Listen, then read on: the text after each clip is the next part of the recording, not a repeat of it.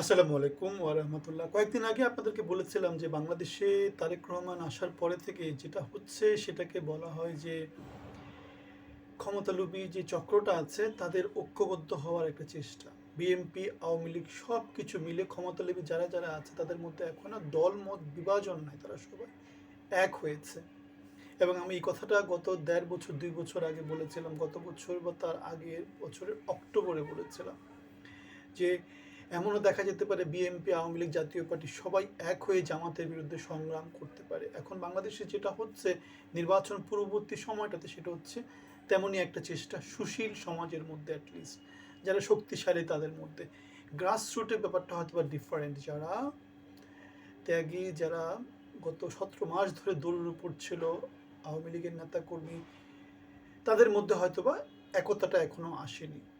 আমরা সেই জিনিসটাই দেখতে পেয়েছি বাংলাদেশের মিডিয়া জগতের সবাইকে একসাথে নিয়ে তারেক রহমান বসার মধ্য দিয়ে, ব্যবসায়ী সমাজের সবাইকে একসাথে নিয়ে তারেক রহমানের বসার মধ্য দিয়ে এবং এলিট সমাজ কেন্দ্রিক সবার সাথে তারেক রহমানের নেটওয়ার্কিং করার মধ্য দিয়ে আমরা বর্তমানে পত্রপত্রিকাতে তারেক রহমান ও বিবি কেন্দ্রিক যে ঘন প্রচার দেখতে পাচ্ছি সেটা আমাদেরকে যেটা বলছে নতুন করে এরা আবার সব এক হয়েছে হাসিনার সময় যেমন এক হয়েছিল। আগে তারেক রহমান নিষিদ্ধ ছিল, এখন হাসিনা নিষিদ্ধ আছে। সুতরাং সবাই ক্ষমতালোভী চক্র সব এক হয়েছে বাংলাদেশকে লুটে পুটে খাওয়ার জন্য। এটাকে বলা যায় যেন একটা মিডিয়া কু। পুলিশ প্রশাসন, মিডিয়া, টেলিভিশন চ্যানেল যারা যেখানে আছে সবাই এক হয়েছে। হাসিনার বিরুদ্ধে এক হয়েছিল, এখন এখানে এক হয়েছে। সুতরাং ২৪ পরবর্তী বাংলাদেশে পরিবর্তন ইউনূসের মধ্য দিয়ে কিছুই আসেনি। পরিবর্তনের যে সংস্কারের কথাবার্তা বলা হচ্ছে সেগুলো সব এখন কি হয়ে গেছে, মানে ফাটাকে স্টোর মতো ঝুলে গেছে।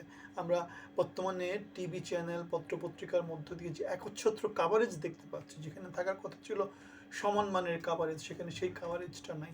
আমরা দেখতে পাচ্ছি প্রচণ্ড রকমের প্রোপাগান্ডা দেওয়া হচ্ছে, প্রচণ্ড রকমের বিরোধী সেন্টিমেন্টকে প্রমোট করা হচ্ছে, প্রচণ্ড রকমভাবে বিরুদ্ধ মতকে দমিয়ে রাখা হচ্ছে। আমরা দেখতে পাচ্ছি সেম, মানে মানুষের বিরুদ্ধে এমন এমন নিউজগুলোকে সামনে নিয়ে আসা হচ্ছে যেগুলো দিয়ে আসলে যেগুলোর পিছনে কোনো সত্য নাই। কথাগুলোকে কি করা হচ্ছে, চেঞ্জ করে সামনে জনগণের সামনে প্রেজেন্ট করা হচ্ছে এবং জনগণকে আলটিমেটলি পচা জিনিস খাওয়ানো হচ্ছে, সত্যকে চেপে রাখা হচ্ছে।